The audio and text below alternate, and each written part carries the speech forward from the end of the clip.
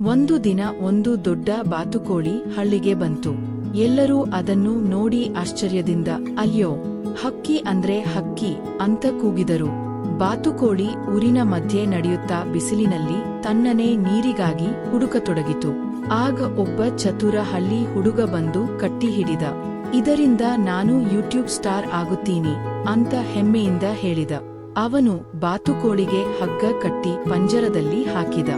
ಬಾತುಕೋಳಿ ಬೇಸರದಿಂದ quack quack ಅಂತ ಅತ್ತಿತು. ಆ ಸಮಯದಲ್ಲಿ ದೊಡ್ಡ ಕೋಳಿ ಬಂದು ಹೇಳಿತು, ಬಾ ಸೋದ, ನಿನಗೆ ಸ್ವಾತಂತ್ರ್ಯ ಕೊಡ್ತೀನಿ ಅಂದಿತು. ಕೋಳಿ ಪಂಜರದ ಬಾಗಿಲು ತೆರೆದು ಬಾತುಕೋಳಿಯನ್ನು ಬಿಡಿಸಿತು.